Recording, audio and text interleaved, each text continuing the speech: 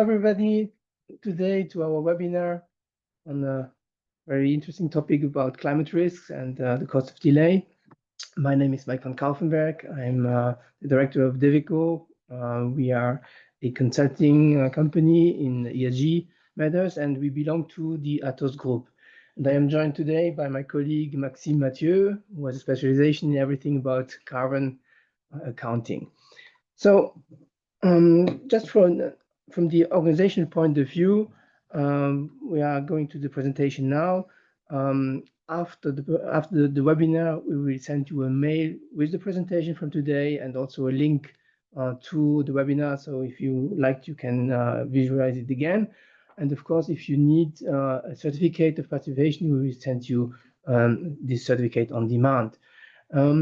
We have foreseen a question and answer section at the end. So if you have questions along the presentation, please note them in the chat, and we will come back to the questions at the end of the presentation.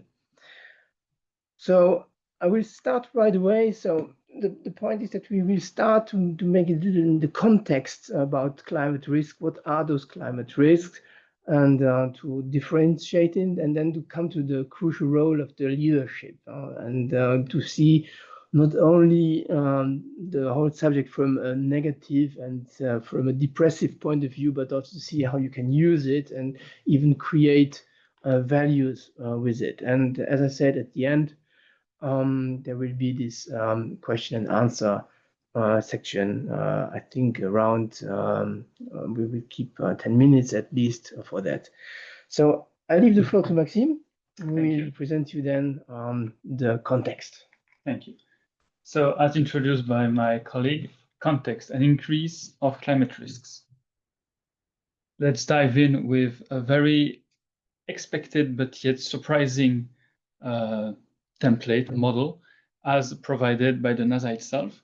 As you can see, the tremendous increase of the extreme weather throughout the years, starting from 2004 to 2024, starting around 2,000 cubic meters up to a peak above 6,000 cubic meters. The idea here is not to delve into numbers, but to have the points of view of experts, scientists in that regard, towards what is going on in climate risk. Now that we have the scientist point of view, let's dive into the economists one, with the overall losses from natural disasters. Here we are talking about billions of dollars, in the first half of 2025, 131 billion. 1 year previously, 155 billions, and then an average of 5 years between 2020 to 2024, 125 billions, 10 years average, 101 billion, 30 years average, 79 billion. Obviously, it's adjusted for inflation, but the idea here is that economists agreed that we are facing natural disaster more and more costly for the companies and globally for everyone. Now that we have that multi-layered approach, let's dive into the definition. But what do we mean by climate risks? First of all, there are two main ones. The most common one and the most obvious as well is the physical risks. More frequent and severe adverse natural events, droughts, heat waves, wildfires, or even floods. And on the right side of the slide, you have the transition risks. So what's going on when we change from a highly dependent, environmental heavy in terms of a CO2 emission from a lighter one? Well, they are facing risks such as new technologies, climate policy shifts, and consumer preferences. And in between, the less prepared you are, the less aware of the situation you will become if you are not preparing, the more exposed you become to economic losses, as we introduced previously, so cost of damaged infrastructures, stranded assets, as we will discuss a bit later. It's more of a real estate issue, and inaccurate valuation. Assets not reflecting cost of carbon. Now that we have that multi-layered approach, but what about newspaper? What is the official agenda? Well, Financial Times answered that question. And I will quote them. Climate risk, this is how the next financial risk crisis starts, as quoted from the 25th of June, 2025. And they go even deeper by saying experts previously focused more on transition risks, financial losses from shifting to a greener economy, but now physical dangers are seen as more imminent. And to even deeper that quote, for years, it was assumed that stranded assets and other transition risks were going to pose the bigger threat. But the scale of extreme weather disasters in the last few years has forced a rethink because it shows that physical risks are intensifying a lot faster than originally expected. So as you can see, the world agrees that climate risks are on the rise and even on the loose. And we really need to assess them, to comprehend them, to anticipate them, and even at some point mitigate them or even avoid them. And the last opinion we gathered, it's about Alliance's member of board, Gunther Thallinger. He warned us about the climate risk because they could become a systemic risk that threatened the very foundation of the financial sector. Everybody agrees that we need to move on, we need to make something, we need to make something happen. And as a summary of the first part, this is from the BCG, and they delivered a multi-layered and systemic holistic approach for the analysis based on scenarios. As you can see on the left, what if the average temperature goes beyond the 3 degrees? So what if we fail the Paris Agreement? Well, they made a location-based, so Europe, North America, etc., and sectoral-based, communication services, utilities, etc. As you can see, the most affected areas are Asia Pacific and Africa and Middle East, with more than 25% of the EBITDA as a loss, while Europe and North America still above the threshold of 10 to 15%. As you can see on the lower level of the graph, sector average, nobody is unaffected of those in that simulation. From more than 25% up to 5 to 10. But what if we pick up the dice? What if we play again, but with new rules? What if we managed to align ourselves with a less than 2 degree scenario? Well, as you can see, the graph is completely renewed. It's a completely new game with new rules. The worsened part is now Asia Pacific with communication services, but it's only from 10 to 15, while on the more than 3 degrees, we are beyond 25%. And so the gray area is way more dominant, which means less than 5%. The idea here is for you to understand that this is a global issue, and this is multi-sectorial. It doesn't know border, it doesn't know, it's a problem that needs to be tackled from every single aspect, from every single perspective. So in order to do so, let's delve a bit into the different climate risks and tangible examples. The first one, the infamous Los Angeles fire during the winter of 2024, estimated in the short term from 95 to $150 billion. Again, it is the short term, so the real numbers is more around the total long-term one, $275 billion. Translated into 18,000 properties damaged or destroyed, 50,000 jobs lost due to business closure and disruptions. But too often we hear, yes, this is a problem from abroad, this is a problem for another part of the world. Well, sadly, this is not true anymore, as the flooding in Luxembourg occurred less than 3 weeks ago. It created a disruption in the whole country, leading to 400 emergency interventions carried out, around 150 liters per square meter of rainfall in less than 48 hours. And the estimated economic damages are still to be calculated, but around tens of millions of euros. So the statement that this is a problem for somebody else, for someone away from me, is not true. Physical climate risks are no longer distant threats, they're already here. But now that we tackled and we defined the concept of physical risks, what about transition risks? Well, we talked about the concept of a shift between a carbon heavy to a lighter sectors. But well, what if we created a global, a worldwide, universal price on carbon? Well, according to BCG, the most emission-heavy sectors by 2023 could see an additional cost up to 50% of EBITDA, leading to tremendous losses because of that lack of preparation towards a transition that was already happening. I agree that all those that example was a little bit too theoretical. But what about a company? What about literally Microsoft? What do they do in the transition risk assessment? Well, they're already preparing right now. They are aware of that carbon tax, and they find a creative way to make their employees feel part of the bigger picture. How? Well, I'm gonna quote them. We track all our emission across scopes, we aggregated that information, and each year charge our business groups a certain amount in carbon fees.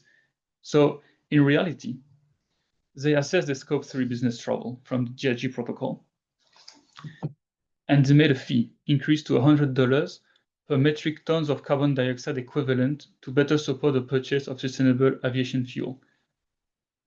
So at the end of the year, they assess how many tons of CO2 they emit, and per tons, they add $100 fee to their own company as a punishment for not choosing sustainable alternatives.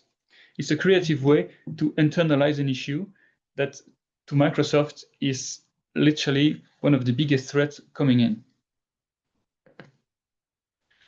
But what about the real estate? Well, the real estate is obviously no stranger to that kind of issue. For them, transition risk has a name. It's called stranded asset. A stranded asset is a carbon-intensive asset that loses the economic value prematurely due to shifts in market expectation, changing demand or investor sentiment, regulation, new policies, carbon pricing, or emission limits, technology, emergence of low-carbon alternatives, or disruptive innovations. Other external factors such as social pressure, climate impacts, or litigation risks.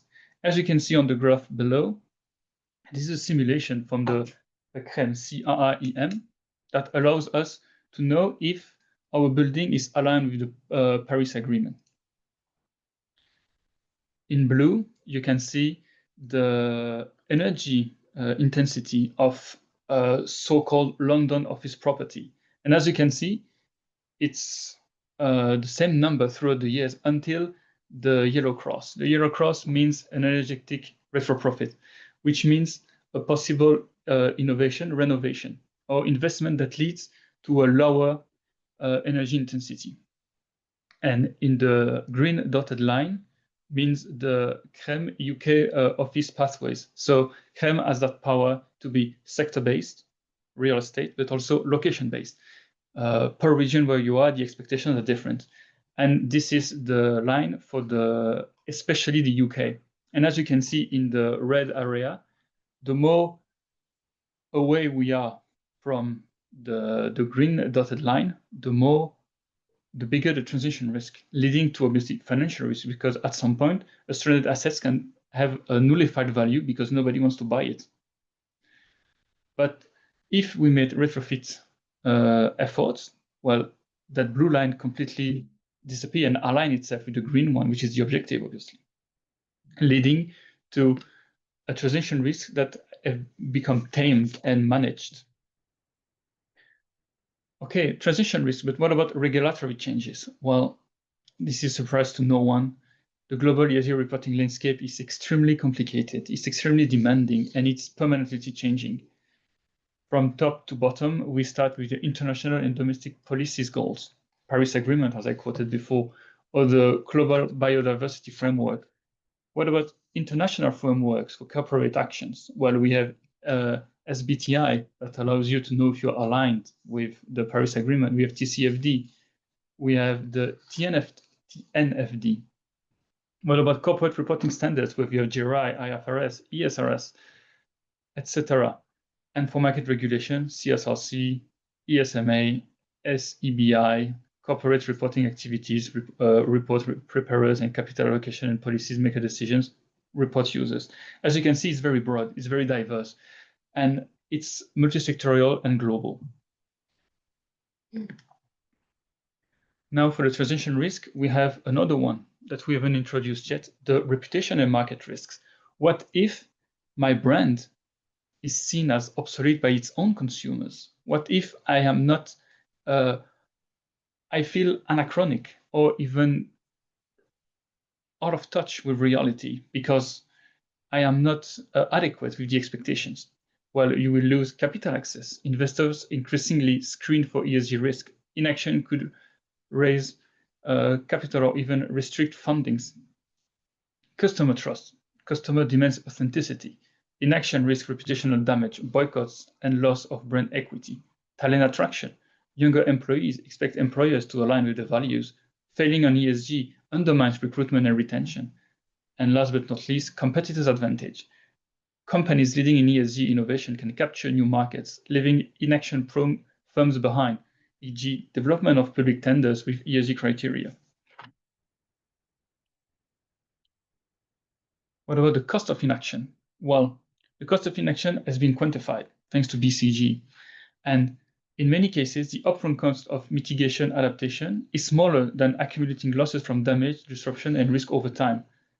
As an indicator, each dollar invested in adaptation and resilience leads to a $2 to $90 in return, while most industry could debate 10 to 60% of the carbon emission at little to no cost, just by rethinking the energy efficiency, the position towards renewable power or low temperature heat electrification. Now, to finish the second part of the webinar, an example, CPRX funds. CPRX invested in a company called Siliceo. They are designer and installer of photovoltaic solar panels and help the customer throughout the whole project. Solar panels, it's a very hot topic nowadays because it's extremely popular. And also it's a very demanding product. So it requires a supply chain from all around the world. But them, they specialized and monopolize the Chinese market as a supplier. And the clients have different expectations and also different climate as the Chinese. So what happened to them? They managed to assess what would be the biggest threats to them. As you can see, issue would be extreme heat, tempest, soil shifting, wildfires, etc., etc. So by assessing the whole value chain, they managed to have a risk assessment that would allow them to understand thoroughly what is going on. Why do I have so much disruption in my supply chain? Obviously, because they are more subject to extreme heat than we are here, for example. And throughout that assessment, they understand more and they can anticipate potential risks. Thank you for your attention. I'm leaving the floor to Mike to talk about the crucial role of the leadership. Thank you, Maxime. So after all these rather negative aspects of climate risk and what companies are facing in the future, let's come what to do about it and how to use it. And we really focus on the leadership function because we need the buy-in from the board of directors if you want to change something. And that's the crucial first step to take, not to see ESG matters as something a part of the business and leaving it to the marketing or to communication or to QSE teams, but we really are talking about internalization, just to fix it and to integrate it in the value chain of the companies and to integrate it in the processes of their activities. We have chosen the quote of Paul Polman, the former CEO of Unilever, who this year Change Now in Paris said to move their mindsets just to create share holder value to create societal value. This is really interesting because he takes the concept of shared value to see that it's not only about saving the world, getting our communities more resilient, but it is also a matter to create economic value for the companies beside really creating this value for the society. And if we see the scheme of the TSFD framework, you see at the left side, of course, all the risks that Maxime just elaborated in transitional risk and physical risk.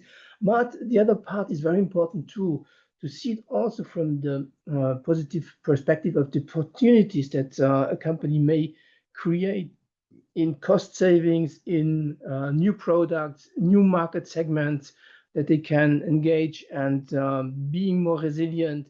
Of course, avoiding the risk can be seen as the opportunity, but it's not just to make the analogy of the risk to call them opportunities otherwise, but there are really some standalone opportunities that these reflections can bring. And beside, of course, this more factual and economic values that are quantitative, like gain in cost reduction and gain in new market segments with new turnovers, you can see from a broader side that, of course, as Maxime said, the access to capitals are really often linked to the preferences of the investors. So ESG leaders, they really can define a policy that is more attractive on the long term for institutional investors. Then what we will see is that I don't even think in the long term, but in the mid and even in short terms, insurances will of course rise their policies, and there is a risk of cost, and the better you are prepared to that, the better it is, like an opportunity not to have these costs and to avoid them in the future. And of course, it is all about innovation and consumer expectations too, as Maxime said. And our society is evolving, especially the younger generation. They have concrete ideas about products and about how companies have to engage themselves and to commit themselves. And it can be then really an opportunity to be better than the concurrents and to really attract these customerships for your future, and of course using the momentum to be innovative and to really create new products, new processes, and thus creating new opportunities. If we take the recent analysis, you have, for instance, the report from the London Stock Exchange Group. That's the sixth one in 25. Then they really try to measure what the green revenues and services globally represent, and they're coming to the very high amount of $5 trillion across worldwide across these services that can be proposed. So it's a huge opportunity and huge market to come.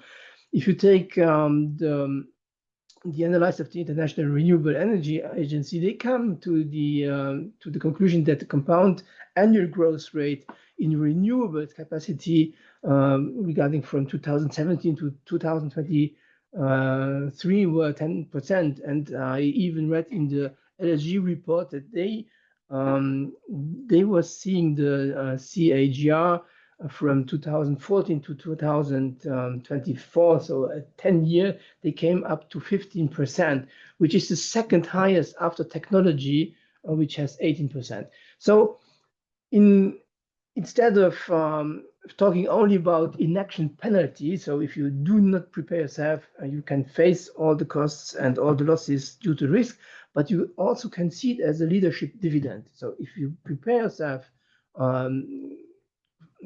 first enough, then you really can profit from these business cases.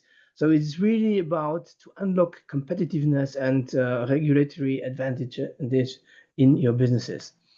So what are the steps? How to proceed? So the first one, I think, really is to bring to equip the leadership with the skills.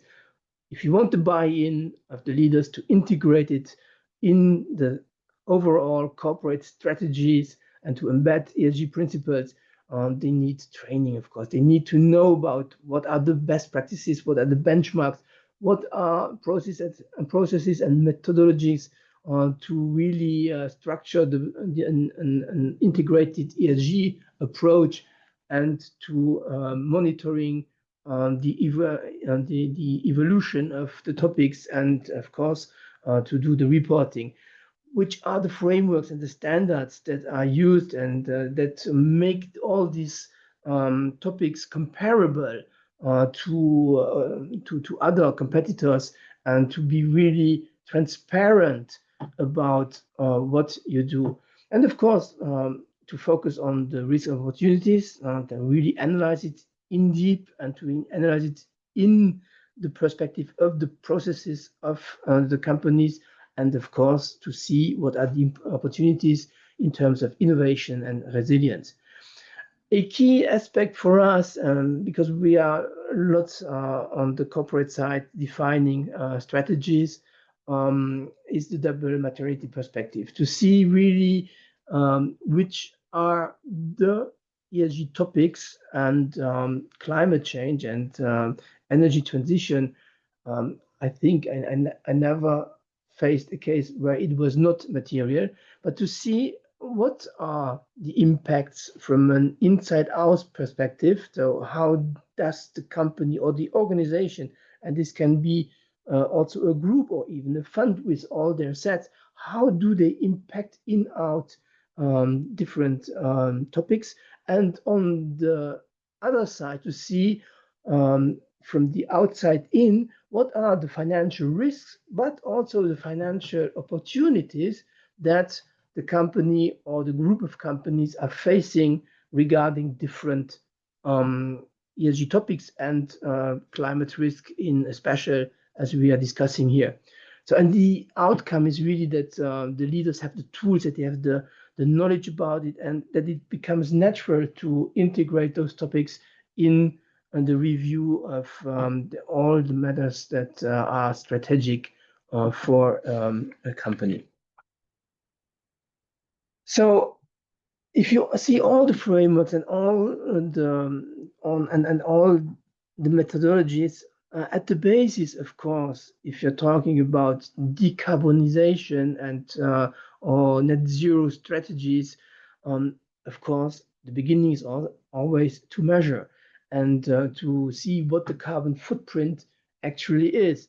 We show you the scheme of the most used worldwide, which is the greenhouse gas or GHG protocol.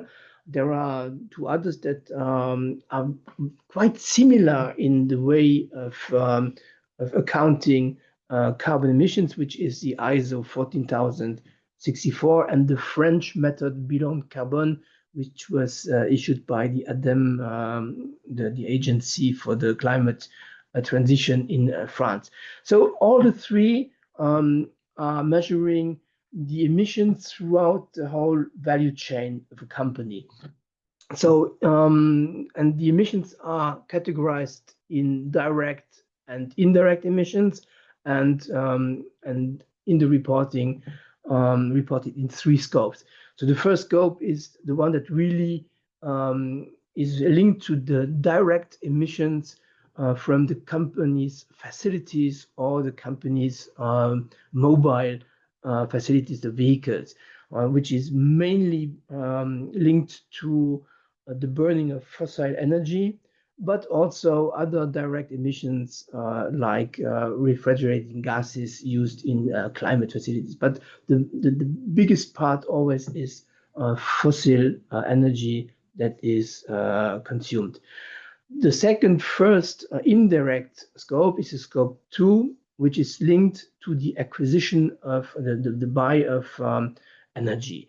and above all electricity, but also steam, heat, or cooling if you are linked to an external heating company. But also here in all the carbon footprints that we do, it's mainly at 90 and 95% the case of electricity, because electricity, when it's produced, it needs energy to be produced, and this energy has, of course, some impact on CO2 emissions. If you take France, for instance, it's very low because they use a lot of nuclear energy, which is not emissive. If you take more Eastern countries, they use a lot of coal, for instance, to run the generators, and coal, the burning of coal to produce energy, of course, has an impact on the CO2, and that's why it is calculated, and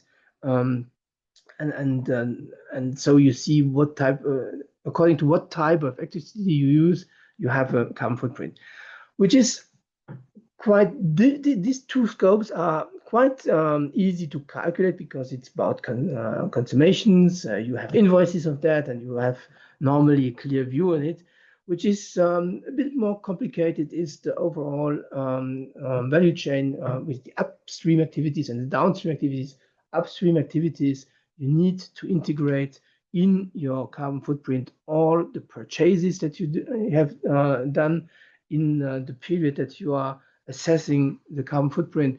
You need to integrate all the emissions of the capital goods that you acquired in this period, because if you buy a car, this car has been produced, and the production of this car has emitted, was responsible for the emission of CO2. You have to integrate that.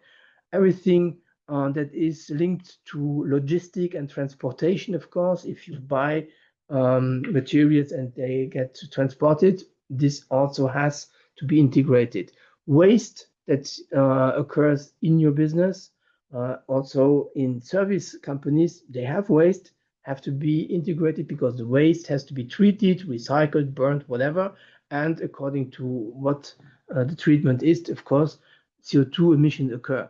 Then, of course, a big point can be in companies, especially in service companies, or the business travel of the employees, because it's part of the activity of the company, and even the commuting. People coming to the office and going home, they need a transport. I mean, unless they come by foot or by bicycle, they need some kind of transport, and it's always linked to emissions. And of course, if you loan assets that are not in your possessions, the use of these loaned assets, of course, are to be integrated too. On the downstream activities, of course, if you are a production company, you need to distribute or transport your goods to your customer, which is to be integrated. Then more for the production companies, if you, for instance, sell semi products that are used in a process of fabrication, this process has to be integrated too.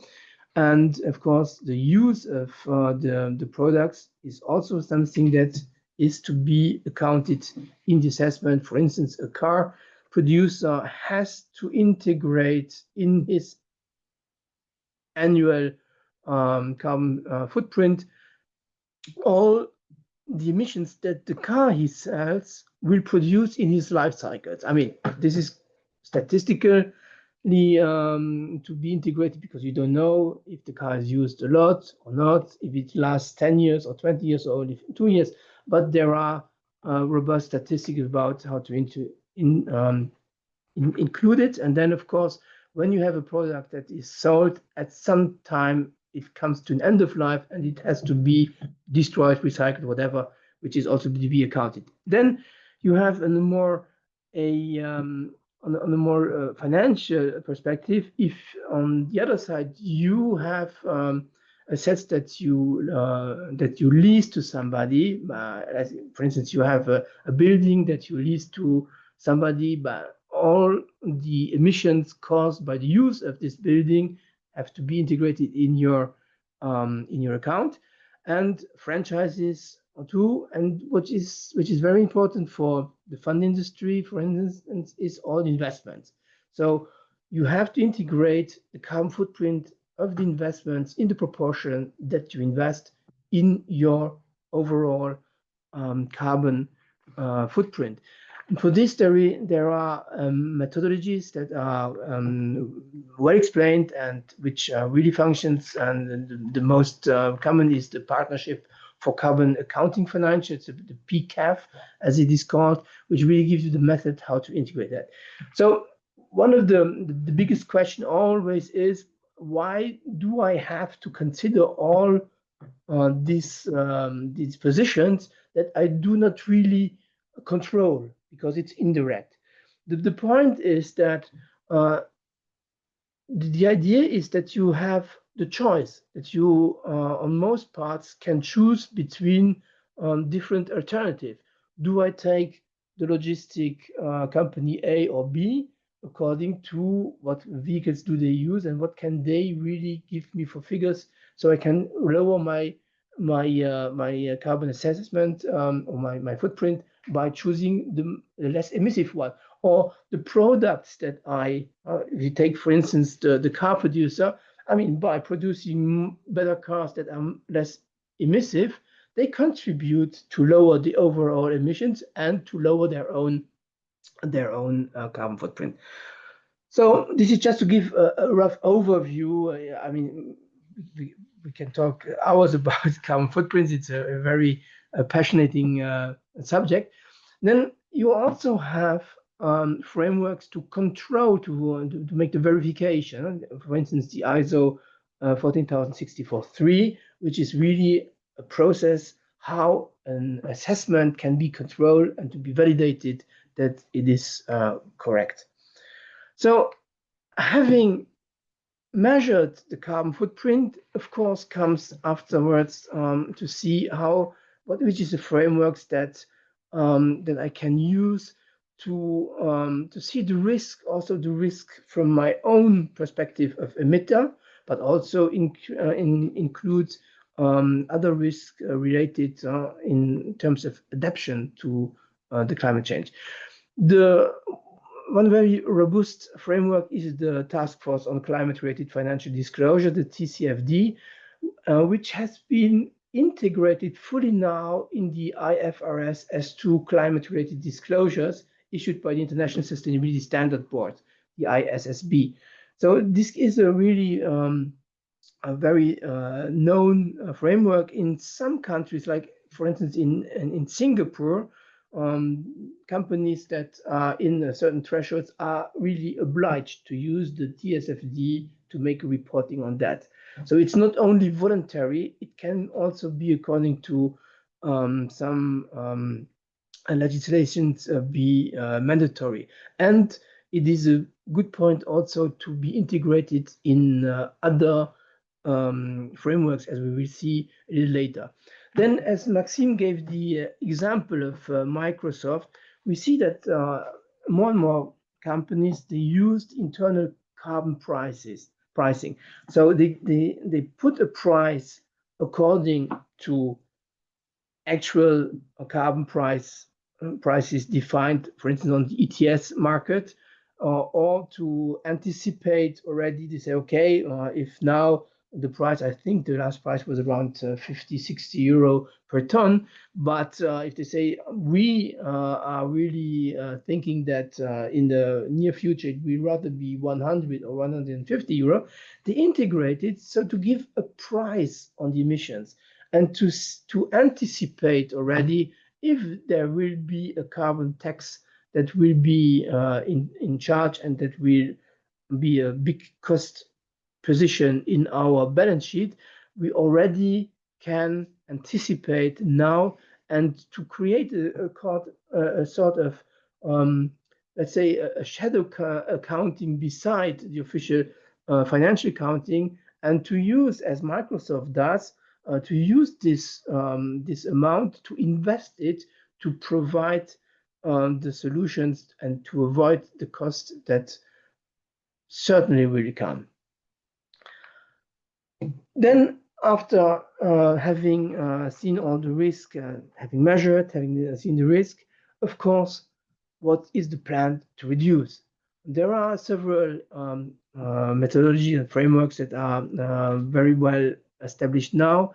The first one is the Science Based Target Initiative, the SBTI, who has also a specialized version for financial institutions, and they are setting the objective is to set targets according to the climate goals. The climate goals defined in the Paris Agreement, to see that we avoid an increase over 1.5 degrees, or at least stay below 2 degrees.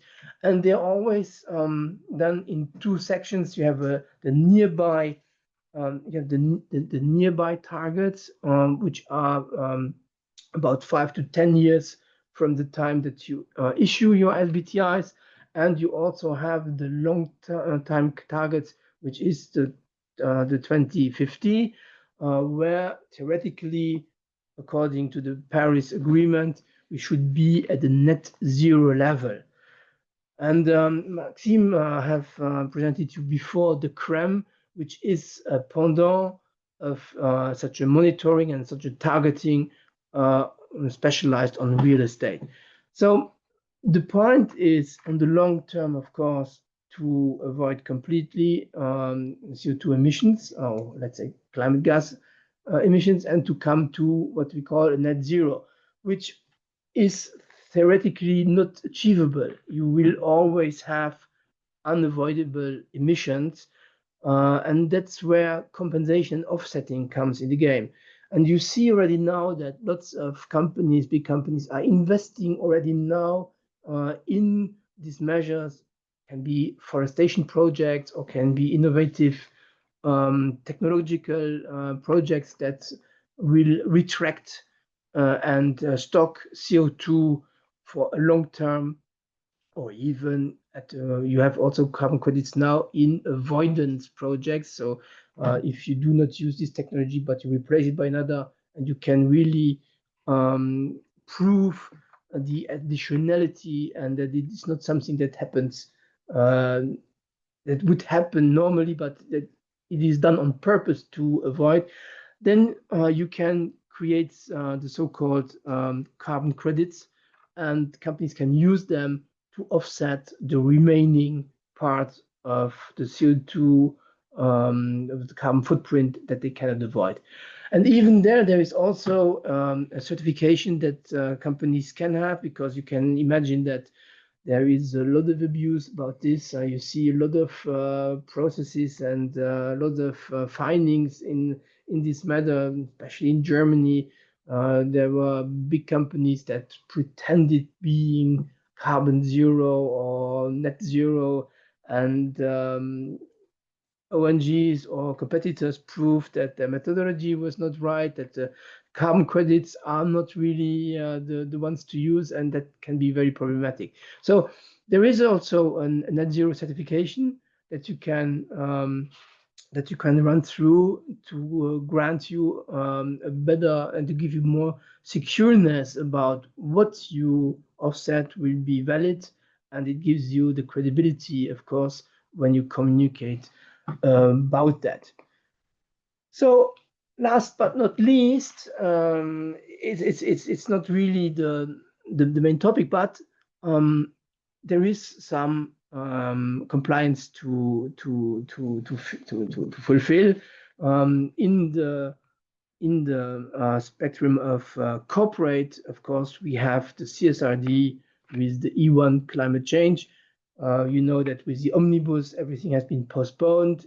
It will be simplified, but as far as you see, the E1, which is about climate change, about mitigation and also adaptation, that's the one that will not really change a lot. It will be still a main focus because of the Green Deal of the EU, and carbon footprint assessment, transition plans, and also the perspective of the targeting will remain and will be asked. And it will not only be for the companies that are in the scope of the thresholds, which is much higher now. I mean, it's above 1,000 employees and not anymore above 250. So it reduces a lot the scope of companies that are really obliged to do it.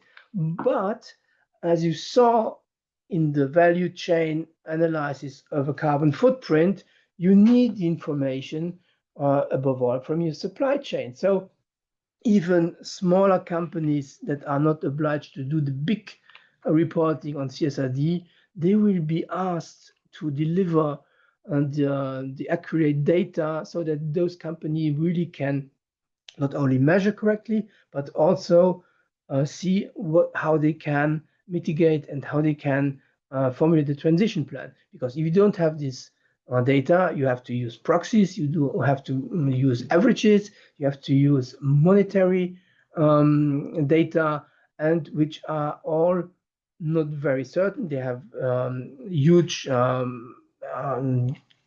incertitudes inherent, and above all, they don't give you any clue how to change because you don't have the instrument to quantify the alternatives. So it will be a subject that will be really asked from a lot of companies in the value chain. And then on the sustainable finance level, on the fund level, on the investment companies level, you have, of course, the SFDR, which is and will be changed in the short term, but it is still active. And you have lots of topics in the SFDR which really go in deep in climate change. For instance, the principal adverse impacts, the first one goes about where you really need to express in your portfolio what is the carbon footprint and how you intend to lower it. If you are not obliged to do the PAAs, that you have an opt-out options, but you still can have in your portfolio, and above all, if you're going for an Article 8 or for an Article 9 fund, I guess that there is a huge chance that you have to report on carbon footprint matters. So we come to this comes to the end of our presentation. So we wanted to give you an overview of all the risks that you occur, but to see it not only from this negative perspective, but to see how can you avoid the risk, and above all, what are the opportunities to take in this matter, how to prepare you, which are the steps to go through, and hopefully that that you will take the chance and prepare yourself. Thank you very much.